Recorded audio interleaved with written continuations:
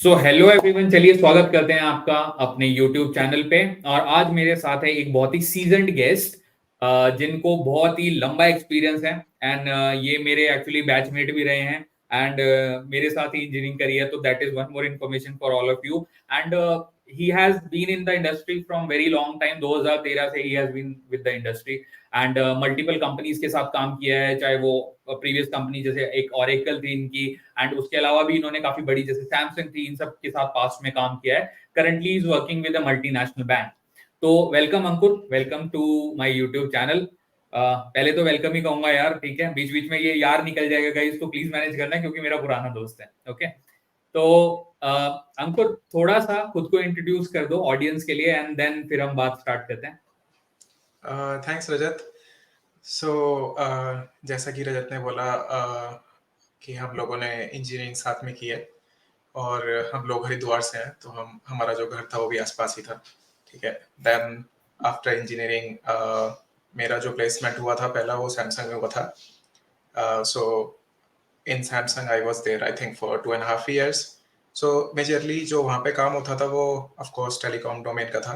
तो हम लोग कैसे मोबाइल नेटवर्क पकड़ता है और उसके बाद फ़ोन के अंदर क्या क्या चीज़ें स्टेप बाय स्टेप होती हैं, तो उससे रिलेटेड कुछ काम था। एंड मेजरली जो टेक्नोलॉजी थी वो सी एंड सी प्लस प्लस थी, क्योंकि जो चिप लेवल कोडिंग होती है उस टाइप से रिलेटेड कुछ काम था वो। देन उसके बाद मैं ओरेकल गया, तो ओरेकल का ऑफिस था अहमदाबाद में, जहाँ से I was working. So Oracle में जो हमारा प्रोडक्ट था that is ERP।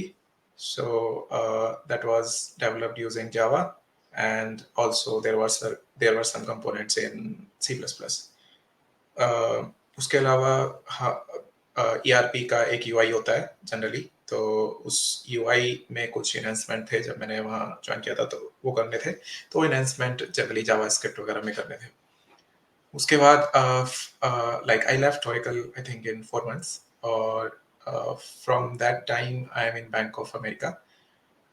So I think I am here from 9 years, so it has been That's a long almost a time, Ankur. decade.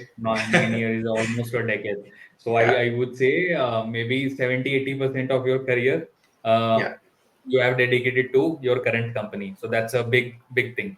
yeah. Because आजकल So market बहुत volatile है, right? क्योंकि people do so many switch and all, but you have been staying with one brand, so it's a long thing. And yeah. uh, I think going forward इसमें एक चीज मैं और add करूंगा guys आप सबके लिए। अंकुर बेटर बताएंगे ऑब्वियसली इस बारे में, but he has not been only working in India, but he has moved to Ireland also. So we have an international guest today, and he is joining us from Ireland right now. तो अच्छा अंकुर, चलिए थोड़ा तो introduction तो हो गया है, okay?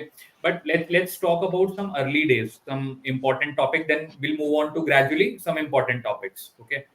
So हमको जैसे स्कूलिंग थी जब, ओके, तब तो हम मिले भी नहीं थे ऑब्वियसली। जब आपने स्कूलिंग करी तो उस स्कूलिंग के टाइम पे when you are in your class 10th 11th, उस टाइम पे जो फेज होता है जब आप एक डिसाइड करते हो कि मुझे आगे जाके करना क्या है, करेक्ट? इंजीनियरिंग साइड जाना है, आर्ट्स में जाना है, या व्हाटएवर गवर्नमेंट जॉब की तैयारी करनी है, तो उस हिसाब से आप चूज करते हो। So what was your thoughts in those period of time, and who was your mentor? And did you had a mentor or did you not had a mentor? How did you decide that I'll do engineering? पहली चीज engineering में करूंगा, ये कब decide हुआ और concrete decision कब आया माइंड में? एंड कंप्यूटर साइंस से करूंगा, ये क्लैरिटी कैसे आई आपको? तो एक्चुअली जब मैं स्कूल में था, तो ऐसा कोई काउंसलर या मेंटर नहीं था कि जो ये बताए कि ये ऑप्शंस होते हैं कैरियर बनाने के। तो ऐसा कोई क्लैरिटी नहीं था कभी भी। तो हमारे आस पड़ोस में कुछ लोग रहते थे जो रैंडमली कोई कुछ कर रहा था, कोई कुछ कर रहा था। तो by chance BTech in computer science उस टाइम स्ट्राइक किया। तो उसका रीज़न मुझे लगता है नेबर्स थे, प्लस थोड़ा सा दिखता था कि जो सॉफ्टवेयर इंजीनियर्स है वो ज़्यादा वेल ऑफ हैं देन अदर लोगों से। और हरिद्वार एज हम हरिद्वार से थे, तो वहाँ पे जॉब अपॉर्चुनिटी जो थी वो भी बहुत लिमिटेड थी और चीज़ों में। तो जनरली वो लोग, मतलब अदर देन कंप्यूटर साइंस, जो भी लोग कुछ और पढ़ाई करते थे वो एट द एंड अपना बिजनेस ही कर रहे होते थे। तो एज हम लोग लोअर मिडिल क्लास से बिलोंग करते हैं जनरली, तो हम लोग ऐसा कुछ ढूंढ रहे होते हैं कि हमें जॉब करनी है। तो अगर जॉब करनी है तो एक ऐसा ऐसा सेक्टर होना चाहिए जहाँ जॉब्स हों, तो वो सेक्टर बाय डिफॉल्ट बचपन से कंप्यूटर साइंस ही दिखा। देन थोड़ा सा मोटिवेशन तब आया जब in 11th and 12th I took computer science as a subject. So we got a very good teacher for computer science. So like he taught us C, C++, and the way he taught it was quite good. So like before that, I didn't have laptop as well. So in 11th, I bought the laptop.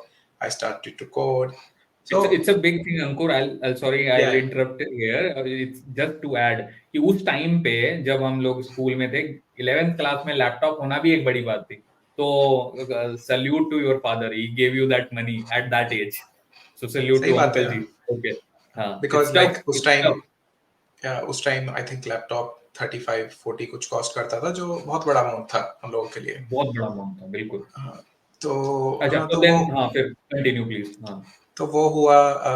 Then उसके बाद हमारे यहाँ मुझे लगता है as हम छोटी जगह से हैं तो हमें ये भी क्लैरिटी नहीं होती कि कौन कौन से कॉलेज एग्जिस्ट करते हैं और किस एग्जैक्टली, में क्या फॉर्म्स भरने हैं। तो वो राइट। वो भी एक तरीके से ऐसा था कि रैंडम AIEEE तो सभी भरते हैं तो वो भर दिया। देन ये पता था कि उत्तराखंड, हाँ, हरिद्वार उत्तराखंड में है तो वहाँ के कॉलेजेस AIEEE के थ्रू मिलते हैं।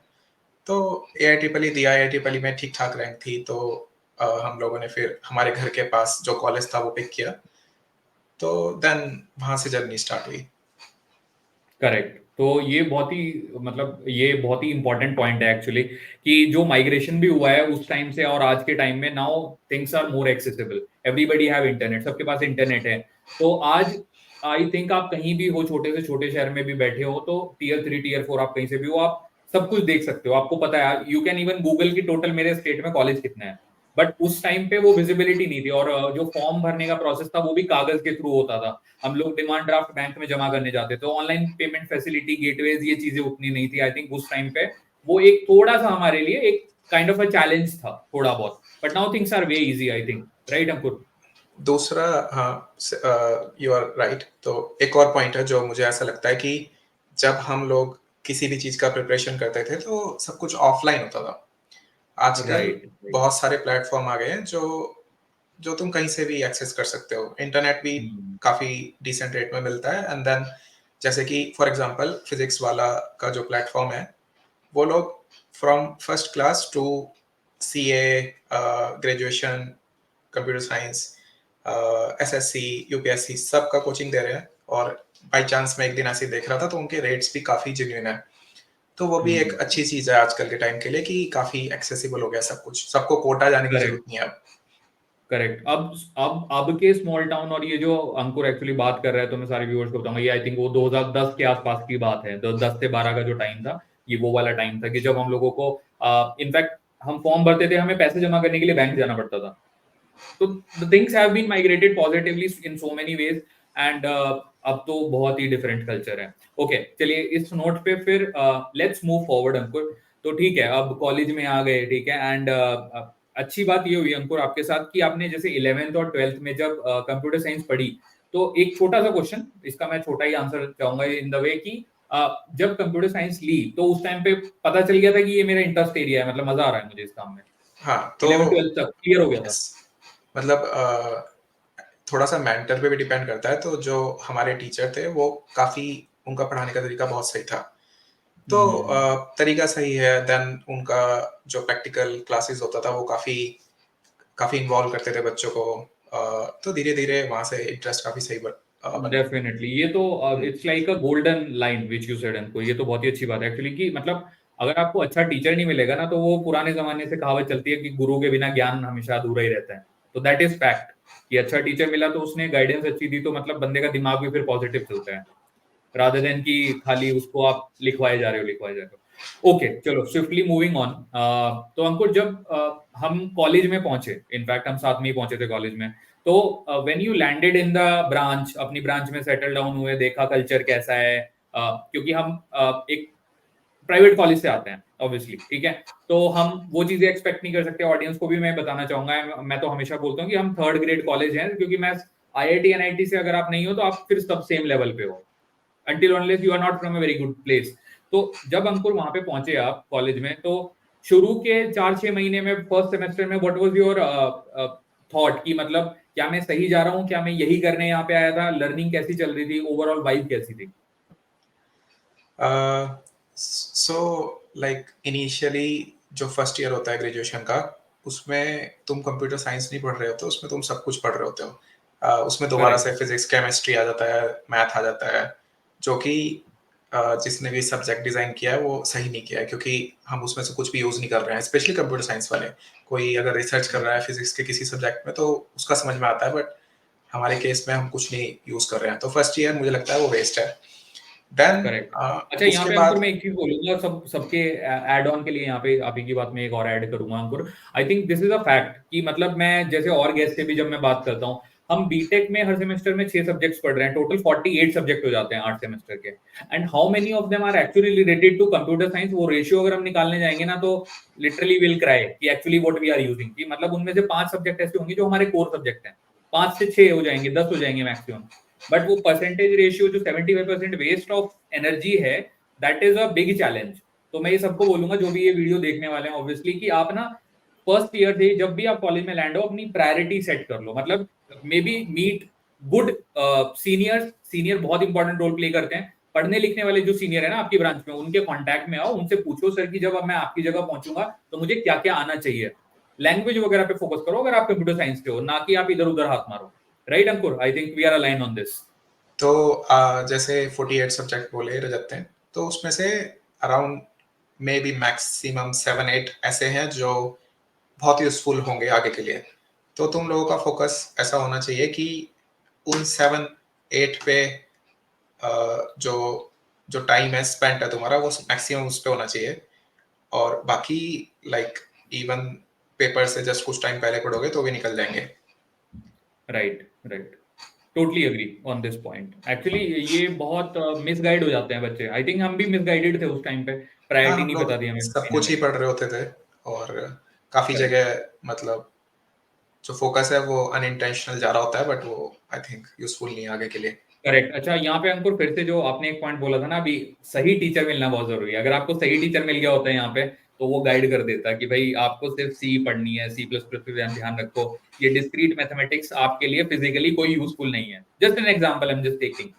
अच्छा, तो थोड़ा और आगे चलते हैं अंकुर। फिर जब सेकेंड ईयर थर्ड ईयर में आए तो कोर सब्जेक्ट स्टार्ट हो गए, ठीक है?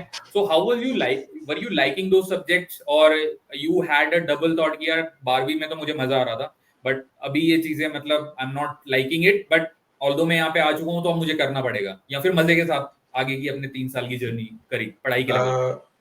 तो मेरे केस में लाइक सेकेंड ईयर में हम लोगों को I think C, Java, oops ये सब आ गए थे। तो इन सब का बेस मुझे पहले से पता था, क्योंकि ये सब मैंने 11th-12th में भी पढ़े थे। तो उस चीज को और डीप कर रहे थे हम।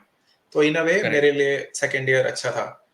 But okay. Then third year fourth year में एक्चुअली ऐसा हुआ कि हमारे कॉलेज में लाइक एक सर आए अंकुश मित्तल नाम से। So you can search them in LinkedIn as well. So may be that you can put his LinkedIn ID I do it, I in. Do it. वो बहुत हेल्पफुल है एक्चुअली सबके लिए, मैं करूंगा वो। तो उस time like he used to teach as well, and then he was giving gate coaching to our senior batch. So actually so I was like he was teaching us I think DA, design analysis and algorithm subject.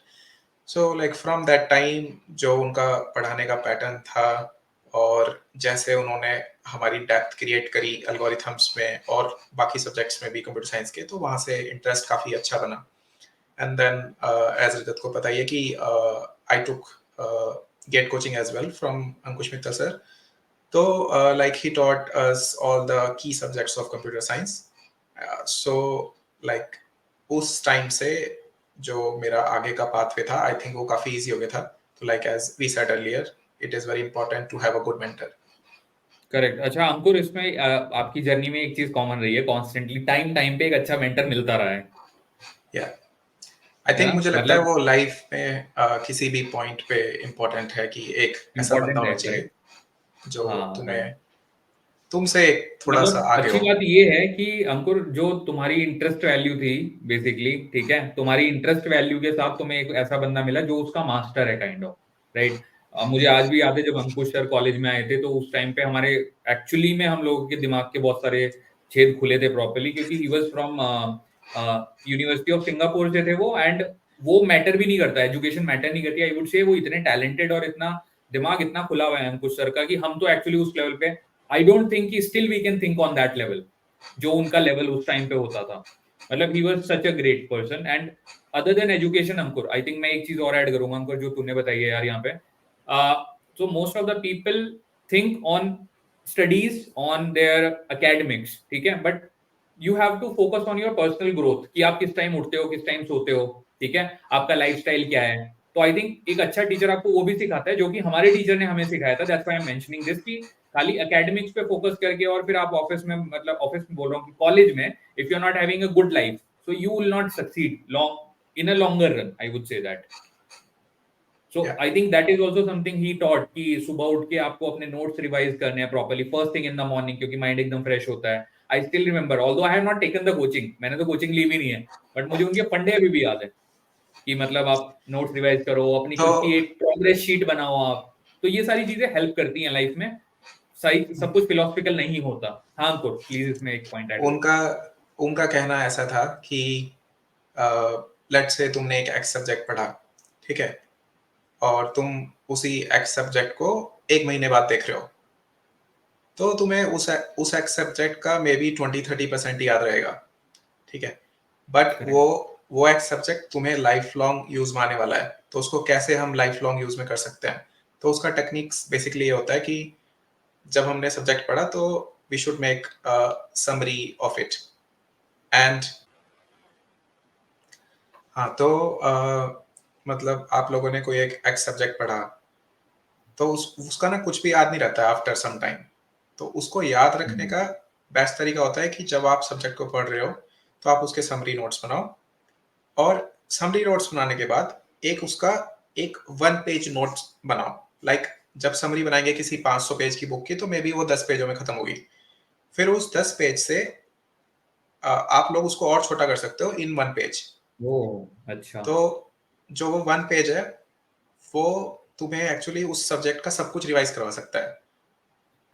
तो वो चीज actually वो coaching में, gate की coaching में use कराते थे और काफी यूजफुल था। बिल्कुल। तो ये चीज एक्चुअली अब भी काफी यूजफुल लगती है मुझे। जैसे हम लोग कभी कोई बुक पढ़ते हैं, लाइक लेट्स से हमने साइकोलॉजी ऑफ मनी पढ़ा, एक नोवेल, ठीक है, तो साइकोलॉजी ऑफ मनी में बहुत सारी हैबिट्स बताएंगे, बट वो हैबिट्स आपने पढ़ी, किताब खत्म हुई, 10 दिनों बाद आपके दिमाग में कुछ भी नहीं रहेगा।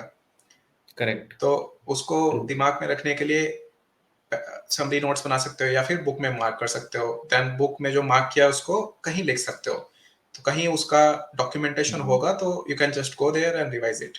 तो उससे चीजें करेक्ट। मेमोराइज हो सकती हैं।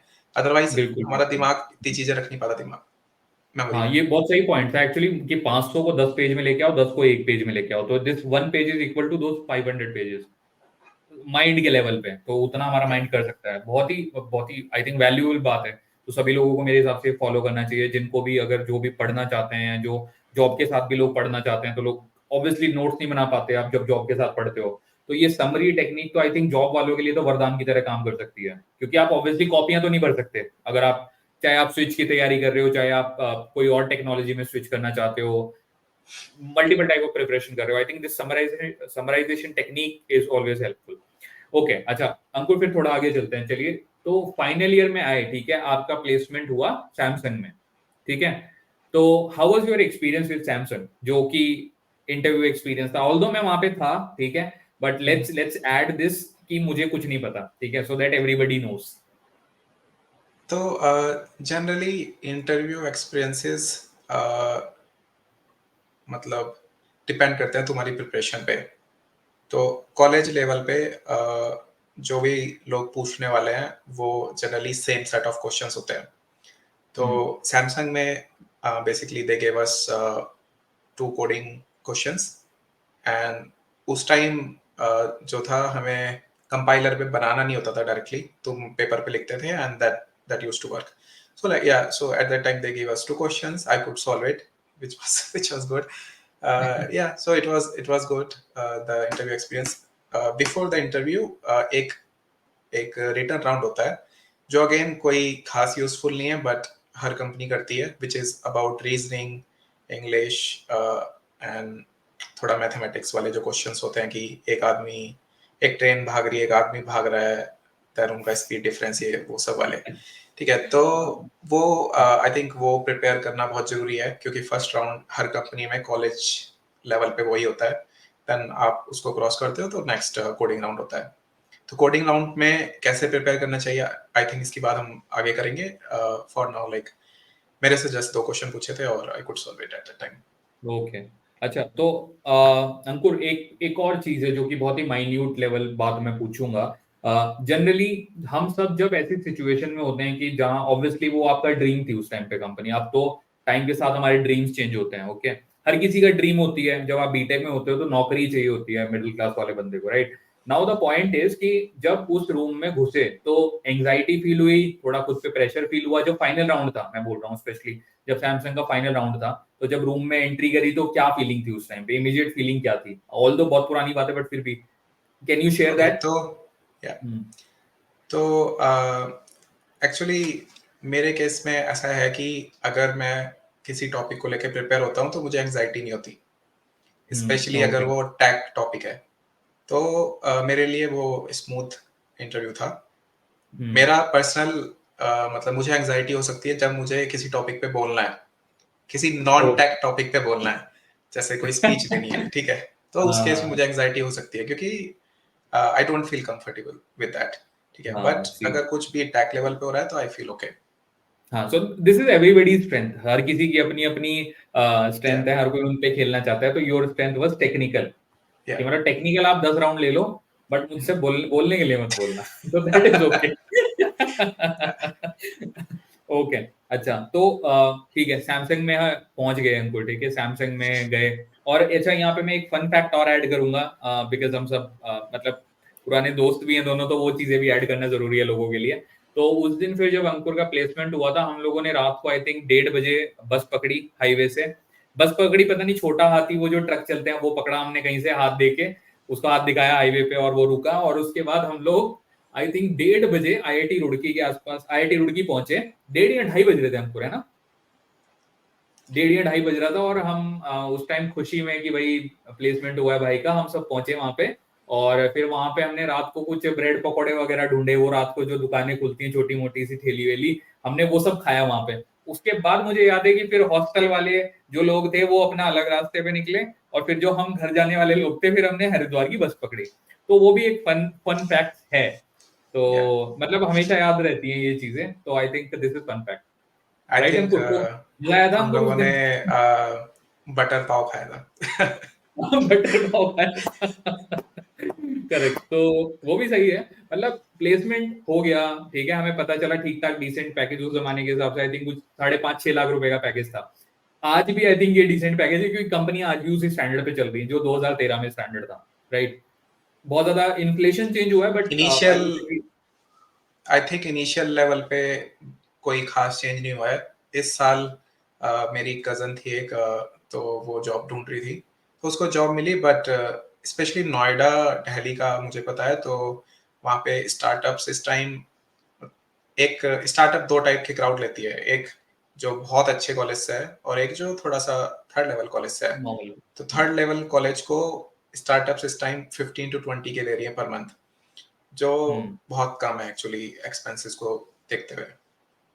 अच्छा अंकुर, यहाँ पे थोड़ा सा डिफरेंशिएशन है, क्योंकि अब I have been in Bangalore, अब तो काफी टाइम हो गया, 6-7 साल हो गए हैं। हम्म, तो बैंगलोर में आई थिंक ये बहुत डाइवर्सिफाइड है ये वाला टॉपिक, क्योंकि आई थिंक हाँ I have seen people getting, मतलब 8 लाख भी कमा रहे हैं लोग आते ही, पास आउट होते थर्ड ग्रेड कॉलेज से, बिल्कुल एकदम प्राइवेट कॉलेजेस से आके, और वो 15-20 भी इट्स ओन पोटेंशियल, एक एक साल में लोग स्विच करके 15-20 पे जा रहे हैं। तो टोटली आई थिंक ये पोटेंशियल बेस है। तो आई थिंक आप जो भी लोग इसको देखेंगे तो don't keep your self to a limit, मतलब स्काई इज द लिमिट। आप जितना टैलेंट दिखाओगे और अपॉर्चुनिटी और हार्डवर्क जब मिल जाएगा, तो आई थिंक देन कोई उसका मैच नहीं है, बस राइट अपॉर्चुनिटी आपको मिलनी चाहिए। थोड़ा सा ओके। फर्स्ट जॉब के बाद जो नेक्स्ट जॉब होती है वो काफी, आई थिंक इतना टफ नहीं होता जितना फर्स्ट जॉब को मिलना टफ होता है। तो जो फर्स्ट जॉब है राइट। उसमें तुम इतना सोच नहीं रहे होते कि तुम्हें 2 लाख का पैकेज मिलेगा, 3 लाख का मिलेगा या 10 लाख का मिलेगा, जो मिलता है वो तुम लेते हो। तो अच्छा उस चीज का लोग फायदा उठाते हैं। अच्छा, अंकुर एक चीज याद आई मुझे यहाँ पे, थोड़ा सा अगेन ये थोड़ा अनफॉर्मल डिस्कशन जाएगा, but let people know about it. भैया इन्फोटेल। अच्छा guys, so there was a company, हम दोनों एक बार एक जॉब फेयर में गए थे, ठीक है, सहारनपुर करके एक जगह पड़ती है यूपी में। हम लोग वहां पे देखो इंटरनेट उतना होता नहीं था, somehow we got to know कि कुछ कंपनीज आ रही है, हम दोनों वहां पे पहुंचे 36 से 32 करके, और वो एक सेपरेट थी चीज है, बट लेट इट बी। हम वहां पे पहुंचे, हमारा प्लेसमेंट हुआ और हमें सीटीसी मिला 1.8 लाख का एनम पर एनम। ओके, हम उसे डिवाइड कर रहे थे, तो मतलब डिवीजन बुरा मान जा रहा था। एंड देन वो जो कंपनी थी वो कंपनी एक्चुअली उसने हमें कभी कॉल नहीं करा, ठीक है। तो this is also fun fact, ये सबके साथ होता है, ठीक है। तो डिसअपॉइंट नहीं होना चाहिए आप लोगों को, इसलिए मैं डिटेल में नहीं जाऊंगा। तो डिसअपॉइंट नहीं होना चाहिए, देयर इज अ जर्नी आपके लिए भी लिखी है, ठीक है। हर कोई डिसअपॉइंट होता है, अंकुर का सैमसंग हो गया उस टाइम पे, लेकिन बहुत सारे ऐसे लोग थे जिनका सैमसंग नहीं हुआ, या और भी कंपनीज में नहीं हुआ, but they are equally good आज, है ना, राइट अंकुर? हमारे कितने दोस्त हैं जिन्होंने मतलब उस टाइम पे जो क्रैक नहीं कर पाए थे, जो कि लेकिन आज इक्वली गुड हैं, and may be they are having better lifestyle than both of us. Many people are there, ठीक है। तो आप तो लोगों को आई थिंक कभी भी हेजिटेट नहीं होना चाहिए, ड्रीम बिग, मतलब कभी एक दो अपॉर्चुनिटी के लिए रोना नहीं, ठीक है। तो this is one more point.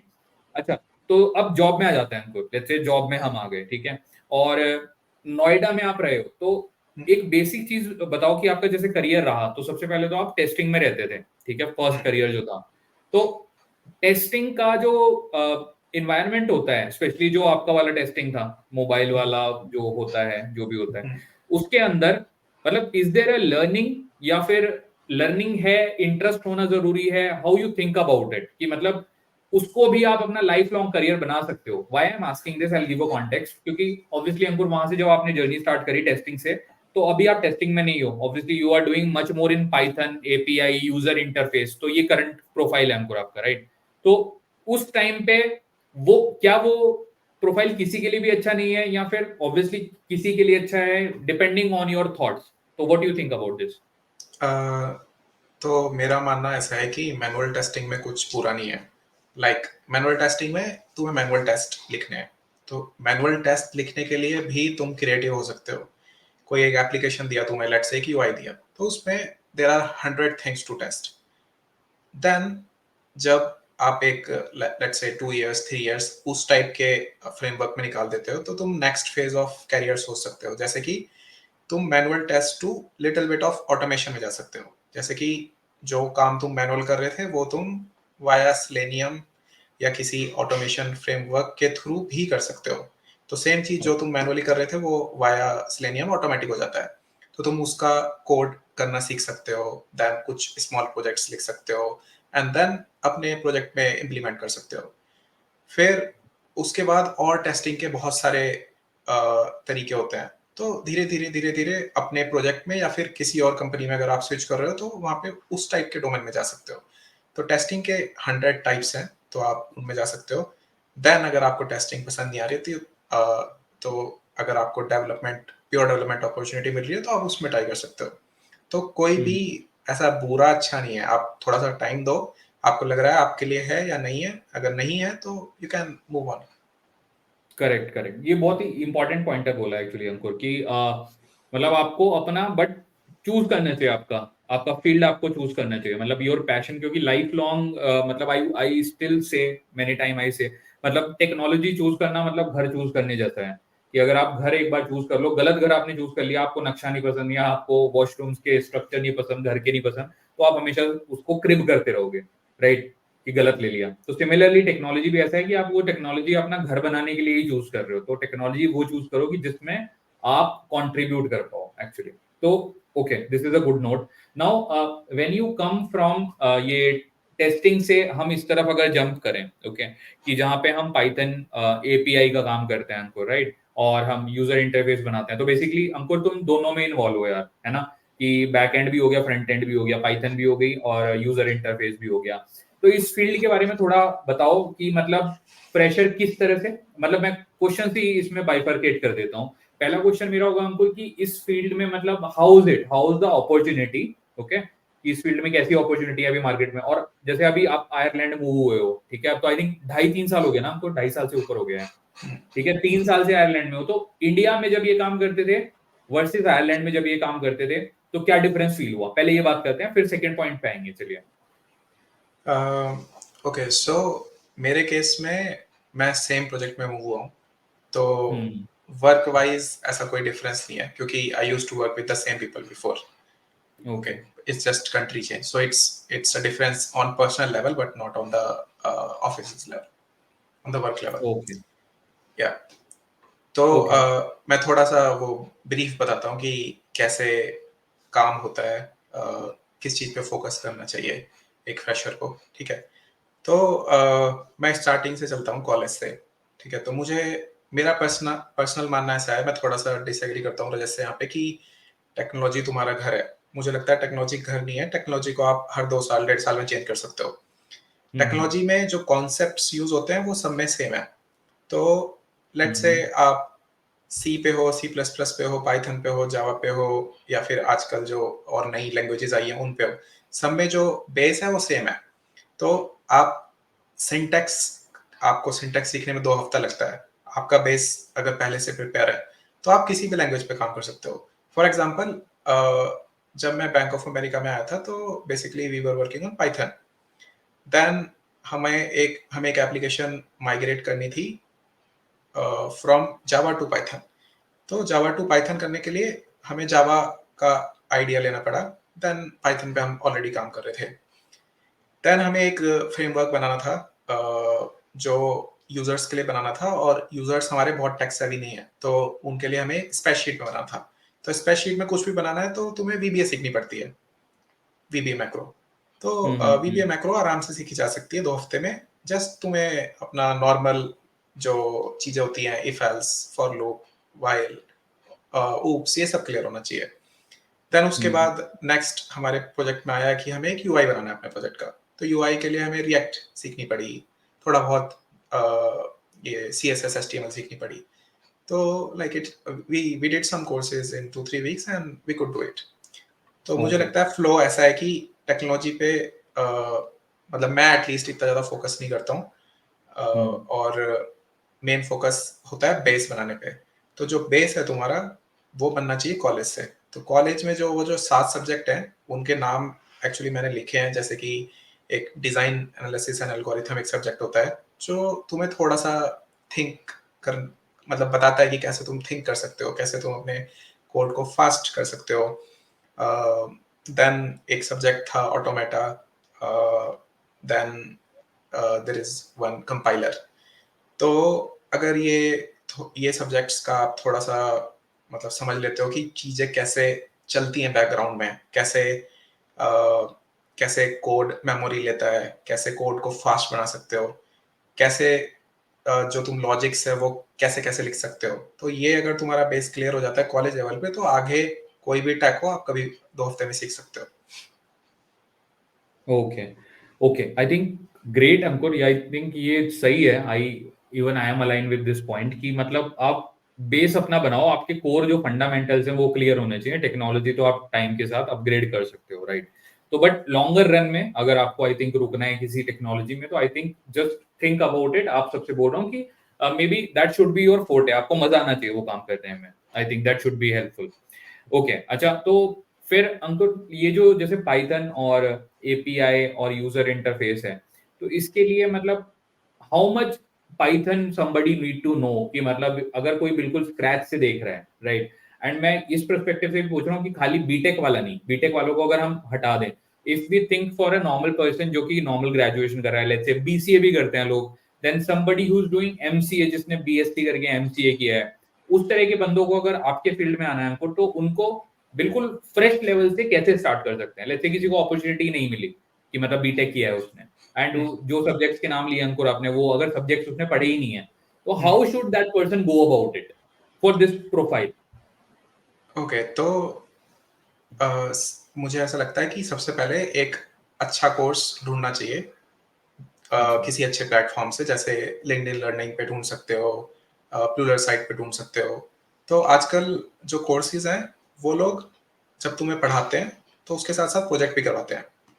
तो सबसे पहला स्टेप ये होना चाहिए कि तुम एक कोर्स करो, पढ़ो, प्रोजेक्ट करो। जब तुम वहाँ कंफर्टेबल फील करो, तो उसके बाद तुम्हें कोई टॉपिक लगता है कि तुम्हें क्लियर नहीं है, तो उसको तुम python.org, पाइथन की मेन वेबसाइट है, वहाँ से थोड़ा सा और डेप्थ में ले आ सकते हो। देन नेक्स्ट स्टेप आता है कि तुम कंपनी लेवल के लिए कैसे तैयार करो। तो कंपनी में दो चीज़ें होती है। जनरली वो तुम्हें एक प्रॉब्लम देंगे, तो वो तुम्हें सॉल्व करनी होगी। तो प्रॉब्लम को सॉल्व करने के लिए प्रिपेयर करा जा सकता है hackerrank.com से। बहुत बेसिक मतलब बहुत बेसिक से स्टार्ट करते हैं वो कोडिंग की प्रैक्टिस कराना। तो तुम्हें एक वो वर्ड प्रॉब्लम देंगे, तुम उसको पढ़ोगे और करोगे। तो धीरे धीरे धीरे तुम अपना लेवल बढ़ा सकते हो। उसमें अलग अलग लेवल्स हैं, बेसिक से लेके एडवांस तक। तो अगर तुम मीडियम तक भी करते हो तो I think it is fine. काफी करेक्ट, कंपनियां उससे कवर हो जाती हैं। Then right. सेकंड चीज ये होती है कि इंटरव्यू में किस टाइप के क्वेश्चन पूछे जा सकते हैं पाइथन से रिलेटेड। तो पाइथन से रिलेटेड और थोड़ा सा लॉजिकल साइड पे, जैसे कि एक सब्जेक्ट होता है कंप्यूटर साइंस में डेटा स्ट्रक्चर, तो जनरली लोग उससे रिलेटेड सवाल पूछते हैं। तो उसको कैसे प्रिपेयर किया जा सकता है, तो उसके लिए एक करेक्ट। गीक्स फॉर गीक्स करके वेबसाइट है। तो वहाँ पे पाइथन के अंदर डेटा स्ट्रक्चर से रिलेटेड सारे सवाल हैं। ऑल्सो अगर आप किसी एक्स कंपनी में इंटरव्यू दे रहे हो, तो वहाँ पे इंटरव्यू एक्सपीरियंसेस भी हैं। तो आप उसका इंटरव्यू एक्सपीरियंसेस के कुछ शुरू के 10-20 सवाल लगा लोगे, तो थोड़ा सा अंदाजा होने लगेगा तुम्हें कि इस टाइप के क्वेश्चन पूछने वाले हैं। तो मेरे हिसाब से जो पहला स्टेप होता है ये है। देन जब आप कंपनी में जाते हो, तो हर कंपनी में, चाहे तुमने पाइथन पे पहले भी काम किया हो, हर कंपनी में घुसने के बाद 100 चीजें नहीं मिलती हैं। तो हर कंपनी का डोमेन अलग है, हर कंपनी का कोड लिखने का तरीका अलग है।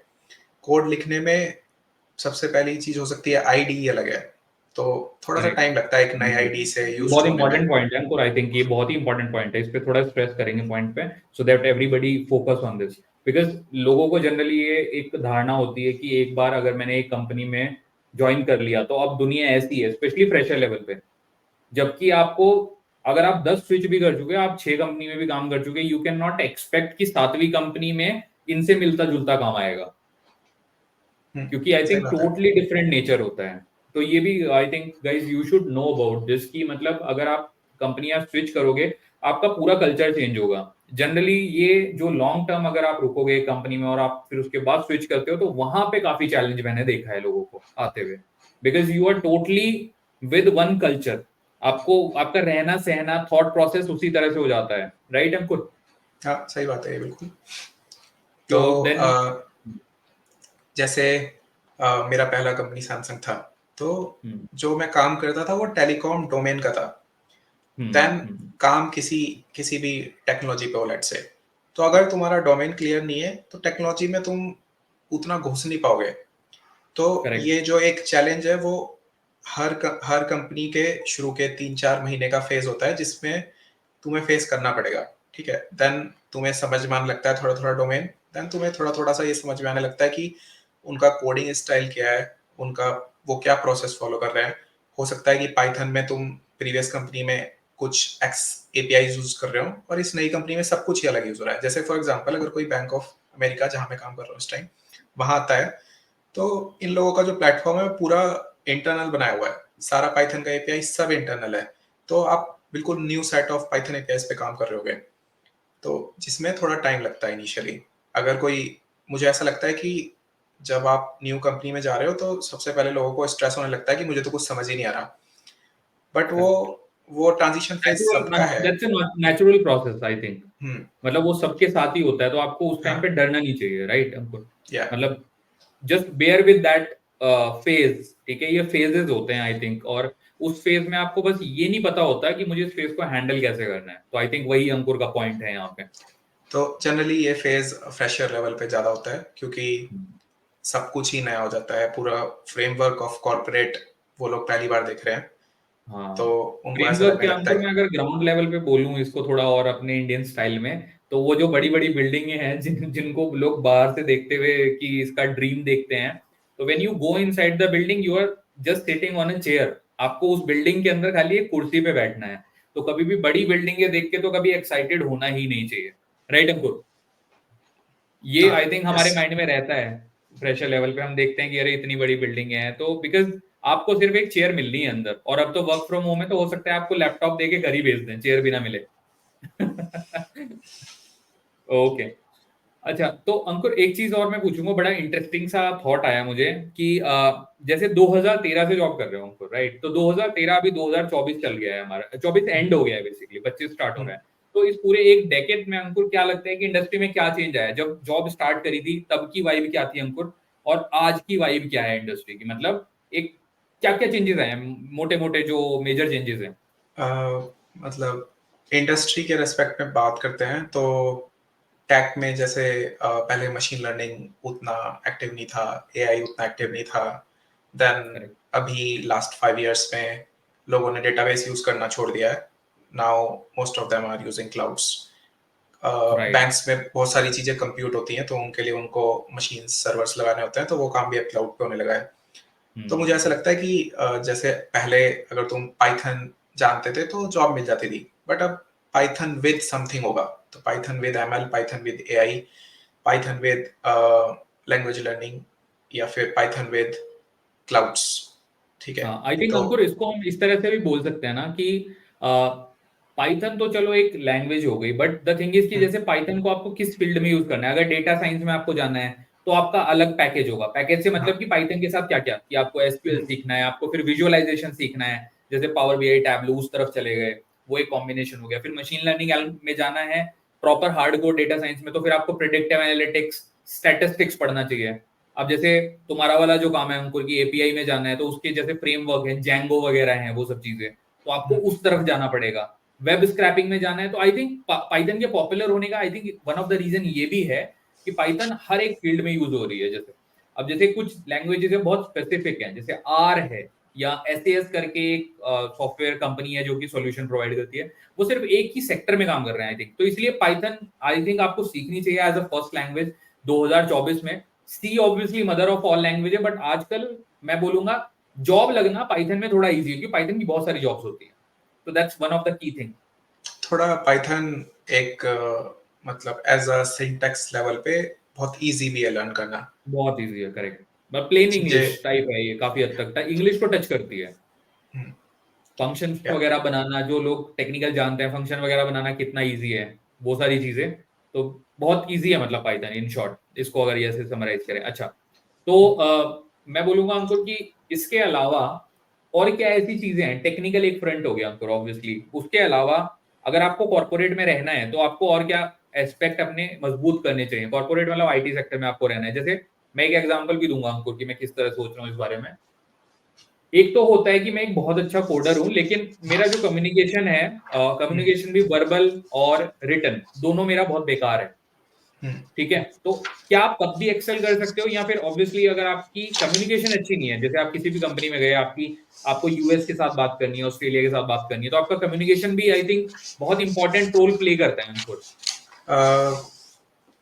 अगर आप क्लाइंट स्पेशली सेंट्रिक आईटी रहो। आईटी इंडस्ट्री में लाइक हम लोग मैक्सिमम यूएस, यूके, ऑस्ट्रेलिया की कंपनियों में काम कर रहे हैं, तो वहाँ पे hmm. You should know English, you should be comfortable in communicate in English. वो एक मस्ट है, क्योंकि उसके बिना आप अपने सीनियर्स से या फिर जो भी आपके काउंटर पार्ट्स हैं उनसे कम्युनिकेट नहीं कर पाओगे, तो आई थिंक ग्रोथ के चांसेस ऑटोमेटिकली कम हो जाते हैं।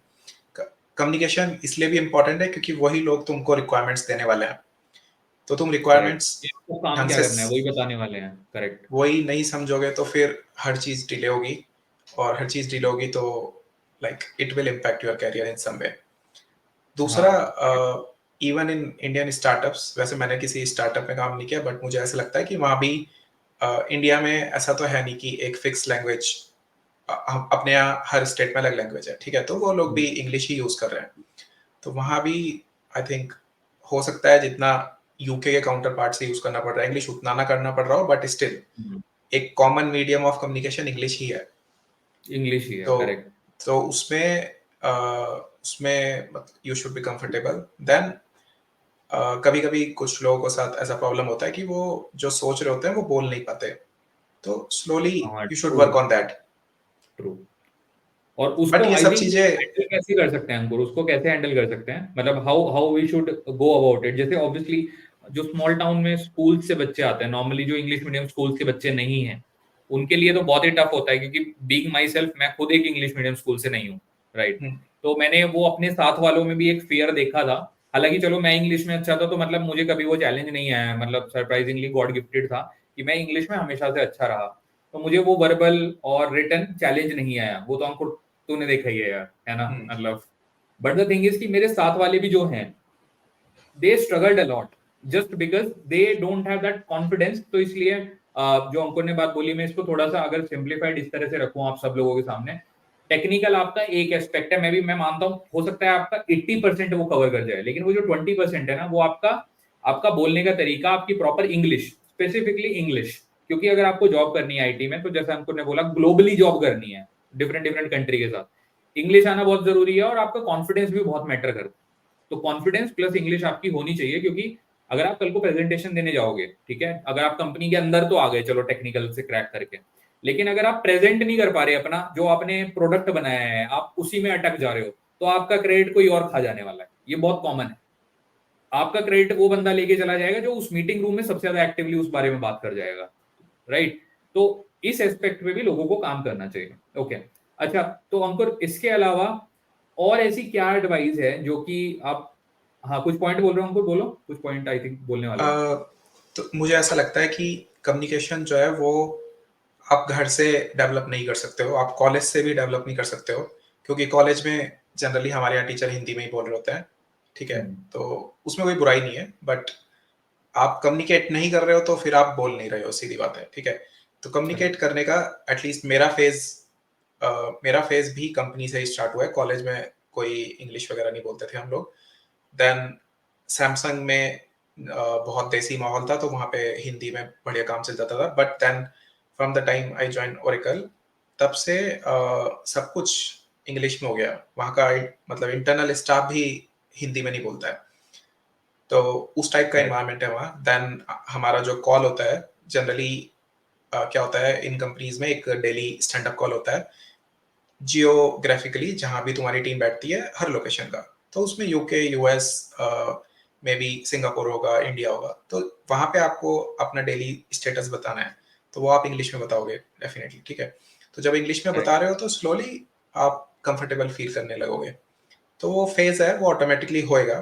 थोड़ा सा ऑफ कोर्स तुम अपना इनपुट दे सकते हो, और लाइक तुम अगर किसी के साथ रहते हो तो उसके साथ कम्युनिकेट कर सकते हो, मूवीज देख सकते हो, मे बी हम्म। सॉन्ग्स सीख सकते हो, लिख के प्रैक्टिस कर सकते हो, ये सब चीजें।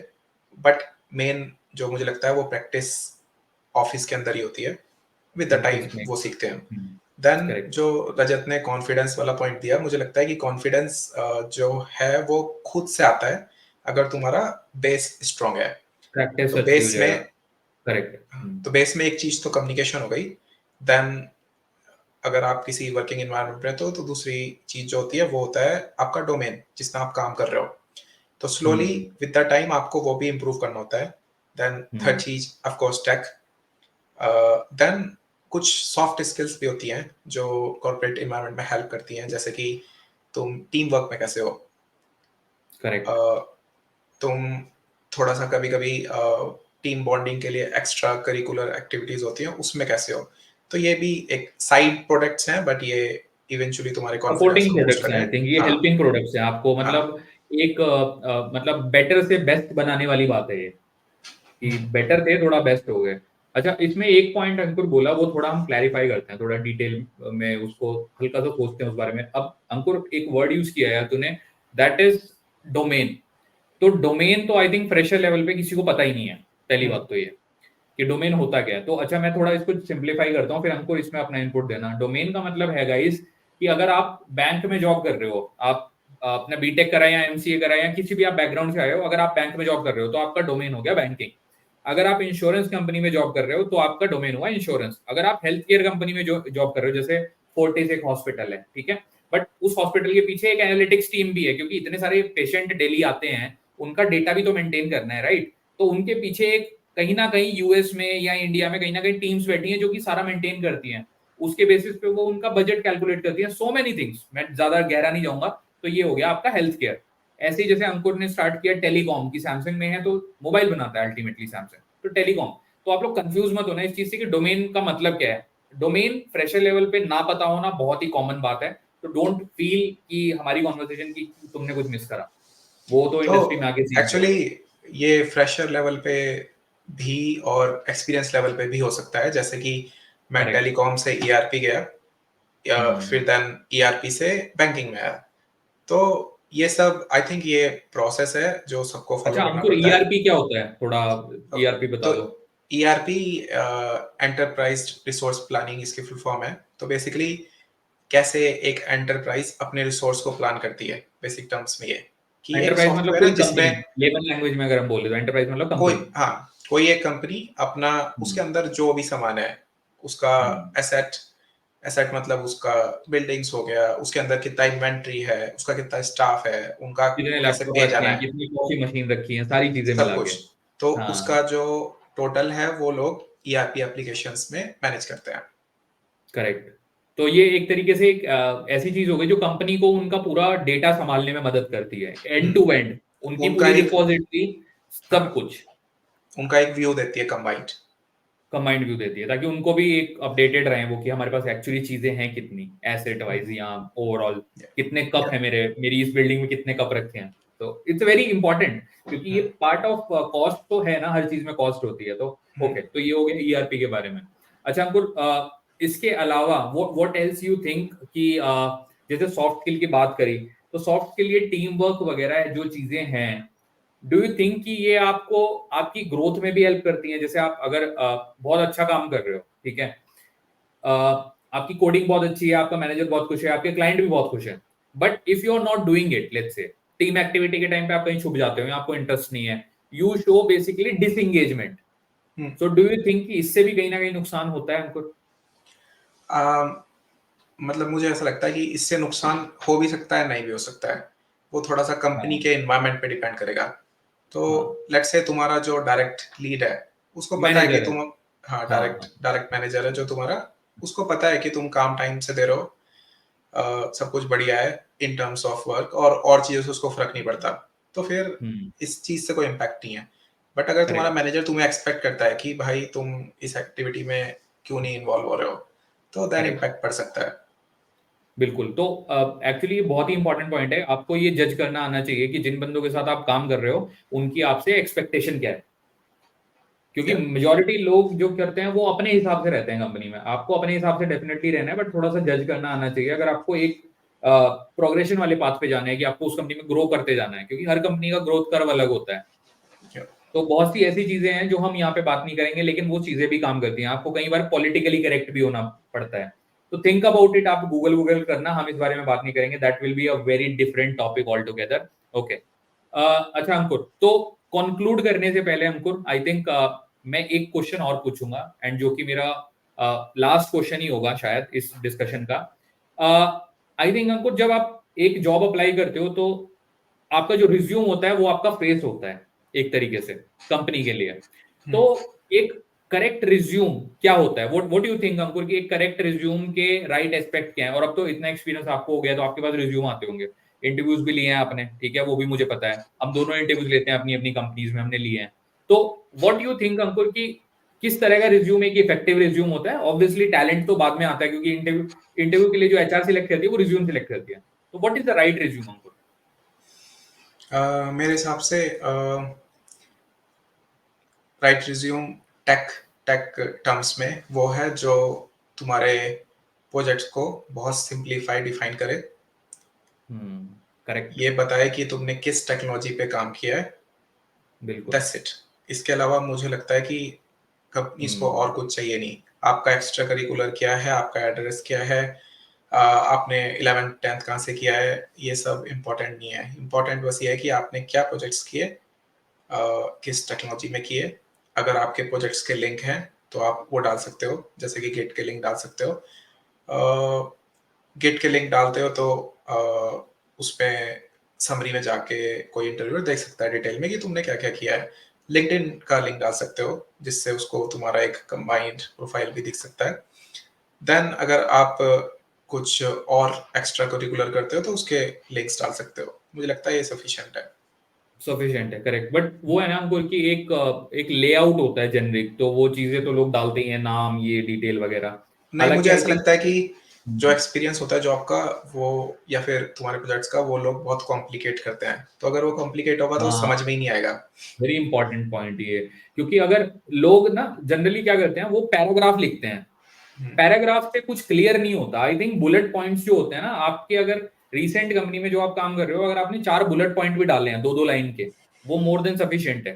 क्योंकि वो जो डिस्कशन होगा वो उन पॉइंटर से स्टार्ट होगा, बट वो फिर आप जो बोलते हो इंटरव्यू में उसके ऊपर डिस्कशन होता है। आपके क्वेश्चन के ऊपर नेक्स्ट क्वेश्चन आएगा, ऐसे पूरा फ्लो बहता है, ना कि आप वहां पे पैराग्राफ छाप दो। लोग पैराग्राफ छाप देते हैं अपने पूरा दुनिया भर का, गूगल से भी उठाते हैं कंटेंट, इधर से भी, दोस्तों के रिज्यूम से उठा के। वो बहुत ही गलत अप्रोच है। राइट अप्रोच वही है कि आई थिंक आपको अपने बुलेट पॉइंट डालने चाहिए कि क्या करता हूं, कैसे करता हूं, कब करता हूं। ये चीजें आपकी सिंप्लीफाइड होनी चाहिए रिज्यूम में, ताकि पढ़ने वाले को ज्यादा मेहनत ना करनी पड़े। क्योंकि रिज्यूम ज्यादा पढ़ना किसी के पास टाइम नहीं है इतना, उनको जॉब भी करनी है, वो साइड में इंटरव्यू ले रहे होते हैं। हर कोई अपनी हाँ, शेड्यूल से टाइम निकाल के इंटरव्यू लेता है, राइट अंकुर? या। एक और पॉइंट मुझे याद आया कि आजकल सब कुछ ऑटोमेट होके फिल्टर होता है, तो कुछ कीवर्ड्स जो होते हैं जिस जॉब पे आप अप्लाई कर रहे हो, उस टाइप के कीवर्ड तुम्हारे रिज्यूम में होने चाहिए। कीवर्ड्स बिल्कुल, होंगे तो वो थोड़ा सा शॉर्टलिस्ट होने के चांसेस बढ़ जाएंगे तुम्हारे। Correct, okay. अच्छा ठीक है, तो आई थिंक इस नोट पे आज के इस पॉडकास्ट को या डिस्कशन को हम एंड करेंगे। एक एक मिनट, हाँ अंकुर। मुझे लास्ट में एक दो इनपुट देने थे, जैसे कि अ, तुम्हारा जब करियर स्टार्ट होता है तो हम लोग कभी कभी अपने करियर को just in terms of money देखते हैं।